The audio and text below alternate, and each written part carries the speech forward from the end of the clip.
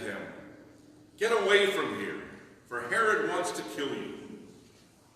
He said to them, "Go and tell that fox for me, 'Listen, I am casting out demons and performing cures today and tomorrow, and on the third day I finish my work. Yet today, tomorrow, and the next day I must be on my way, because it is impossible for a prophet to be killed outside of Jerusalem. Jerusalem, Jerusalem, the city that kills the prophets and stones those who are sent to it. How often have I desired to gather your children together, as a hen gathers her brood under her wings, and you were not willing. See, your house is left to you, and I tell you, you will not see me until the time comes when you say, 'Blessed is the one who comes in the name of the Lord.'" This is the gospel of the Lord. Praise to you, Lord Christ. Please be seated.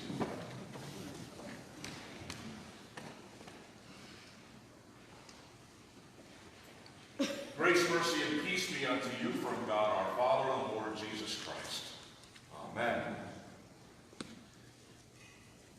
All of us, I'm sure, at one time or another, most every day, can find ourselves complaining.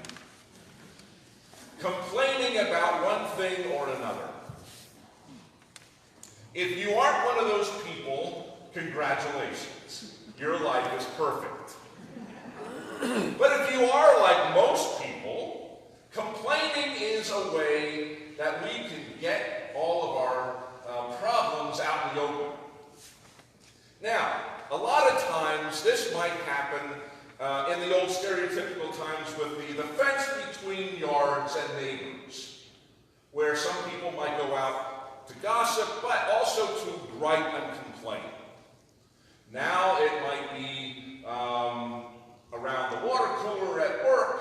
It might certainly be on social media. It might be out in the parking lot after church. It might be in the grocery store when you go and find somebody that you know and you get your gripes out. But let's think about some of the things you might gripe about. It might be the weather. South Carolina, your car might not work one day and then it works the next day and then back and forth. Or you might gripe as to how much it costs to maintain your car. Today is March 17th. You're just a little bit less than a month away from that wonderful, magical day, April 15th. And of course, that means complaining about your taxes. Taxes are a wonderful thing to complain about because people will complain about you and then you'll feel better about yourself. Or you might complain about your... And so we complain in order to get other people on our side. We complain to try to get people to be sympathetic to our pain, our suffering, our problems. Unlike what the Stephen Ministry does in terms of listening, that's not the kind of complaining I'm talking about. They're the ones that listen to your sorrows, but then just listen. No, I'm talking about the complaining that you get somebody else riled up onto your side and say, "Yeah, that's right, I feel the same way." They might not have felt the same way just a few moments ago, but now you've gotten them riled up, they're going to be on your side. Complaining is one of those things that we are just prone to do. Well, I have something that I'd like to read to you about complaining. Complaining, expressing dissatisfaction and finding faults. Wasting time complaining about everything you can think of and not doing anything to improve your life is one of the major problems with the majority of the people who are stuck in a life of mediocrity. Is that you? Are you stuck in a life of mediocrity? Well, here are some quotes that may inspire you to not complain, but rather take daily action to improve your life. Here are just a few. When you complain, you make yourself a victim. Leave the situation, change the situation, or accept it. All else is madness. That was said by Eckhart Tolle. Someone anonymously said, stay away from still people. Still broke, still complaining, still hating, and still nowhere. Someone else has said, complaining never makes anything better. I'd like to argue that with somebody sometime.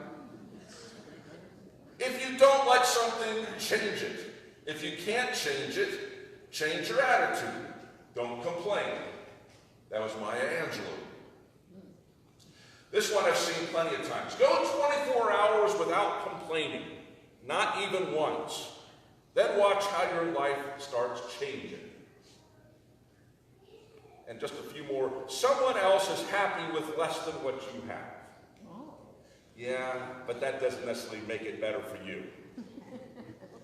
If you have time to whine and complain about something, then you have the time to do something about it. Anthony J. D'Angelo. And finally, be thankful and stop complaining. I love all these anonymous people. They don't want to put their name to something, but they're willing to complain or to make something so that we don't complain. So those are quotes to help you not complain. Complaining sounds like something we shouldn't do. Well, I'm here to tell you that God says just the opposite. Would you be surprised to hear that God says, complain to God, and He wants you to do it? Would that surprise you? Complain to God, and God is basically saying, bring it on. I've got shoulders big enough. Bring it on. Let me hear your problems. Bring it on. I want to hear what you have to say. When we complain to God, just like the one quote says, we make our problems then into God's problems. When we share our problems with God, they become, and God takes them on and becomes our advocate. When we complain to God, God has a chance to change us from the inside out, or to change our circumstances. When we complain to God, God does not get angry. He certainly wants us to talk to Him in prayer and to let Him know where we are in our lives, even though God already knows. God wants us to complain. God wants us to whine, up to a point, I would think. But God doesn't shy away from that. And we shouldn't either. In our gospel, our Genesis reading today, we have Abraham and Sarah, people who are older in age, people who have been childless all throughout their relationship, and for whom God has promised something big. Now, last fall in our B90 challenge, we heard about Abraham and Sarah. Certainly, this is not anything new for anybody sitting here. But in terms of this vantage point and this complaining, we have a way to see how we ought to behave and how God wants us to behave in the midst of promises that God has made. God has asked Abraham and Sarah to leave their home place, what they know, what they're comfortable with, and go to a new territory. They have, and they've been faithful. God has also wanted them to know that they will have children.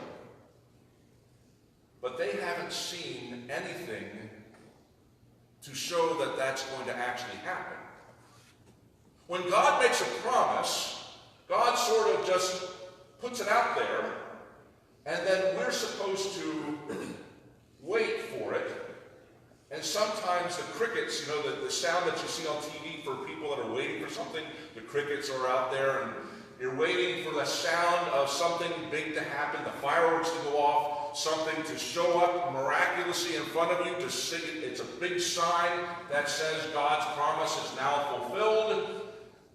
And Abraham and Sarah just weren't seeing it. And they were getting a little impatient.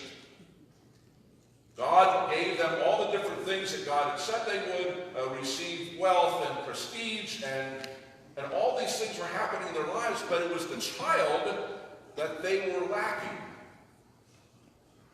And so Abraham basically comes to God and complains. God, where's this child that you promised? I'm not getting any younger. Certainly Sarah isn't getting any younger. Where is it? Where is this child? And then so Abraham and Sarah basically say, we're getting a little impatient. We're going to take things into our own hands. And our heir is going to come from someone else. And God says, just wait a minute. Things aren't as bad as you think. God doesn't get angry that Abraham complained. God doesn't shoot them down with lightning. God certainly does not take back his promise. God basically ups the ante. In the midst of his promise and in the midst of the complaining, God says, okay, so I hear your complaint. I'm going to make it even bigger than you might have imagined. And it talks about how the children he will have are going to number the stars, or be like the number of the stars in the heavens. It's not going to be just one child, but it's going to be multitudes of children. But that doesn't necessarily take care of the here and the now. And so God, in a vision, shows Abraham just how serious God is. And in our scripture reading from Genesis, and on Wednesday morning's Bible study with the men, we sort of were trying to figure out what this whole idea of all these animals were. And this killing of, or at least cutting in half of these animals. Well, it was a cultic kind of covenantal ceremony, where this was done during the time of Abraham between people. And it was something not necessarily out of the ordinary, but what they would do is they'd take animals, cut them in half, put them end to end opposite each other, and there would be either on a table or on the ground, they would be opposite each other, and then people would walk through the line of those halves of animals, and that was the covenant that was made between two people. But in this vision that Abraham has, it is a vision that God gives to Abraham, showing that God is the one that is making this covenant. And it is in that fire and that pot and that whole idea of the smoke, that is representing God, and God makes this covenant even in the midst of complaining. For you see, our complaining is nothing to God. It is simply just wanting us to trust. And that's what Abraham did. He trusted. And in the midst of that covenant, it made it even bigger and better and something more to trust. During Lent, our time in this journey toward the cross, we are given a pathway to something that is unknown, something that is not necessarily going to be very familiar to us. And all we're asked to do is trust that this journey will lead to something bigger and better. But it is something where God always comes through in his promise. The Old Testament, the Old Covenant, is now the New Testament, the New Covenant, where Christ takes on this new chapter in the lives of the people of the world to make things better for the world in the midst of their sin. God chose Abraham to have a covenant to show that God makes promises and doesn't break them. Jesus does the same thing. He says, I must be on my way to Jerusalem to take care of something that God promised all these years ago. That God would supply the way out for the sinfulness of the world. No longer would there need to be covenantal sacrifices where animals are given up. But now the paschal lamb would be given up on the cross. in Jerusalem, in front of all of his enemies, also in front of his family and friends. The idea of us complaining about our suffering and our problems does not go on deaf ears to a God who does not care. We are, and ought to be, talking with God all the time about our suffering and our pains and our problems. Because God wants us to be in relationship with him. God wants us to talk with him. God wants us to say, God, when are you going to act in what you have called me to do? There's an old adage that says, if God brings you to something, God will help you get through it. It certainly was the case for Abraham. It certainly is the case for us. If God brings us to something in our lives, something that seems overwhelming, something that seems impossible to ever take place, if God brings us to it, God will help us through it. So when we think that we should stop complaining about our lives, when we think that we have everything to complain about, we might be right, but we're complaining to the wrong people. Because the people around us can't do anything about the things that are wrong with our lives. Only God can take care of those things. Only God can take care of our health, our situation, the problems that we're having in relationships, the problems that we're having at work, the problems that we're having in our physical breakdown of our bodies. So instead of complaining to people around us that can't do anything about it, complain to the one who can. Complain to the one who has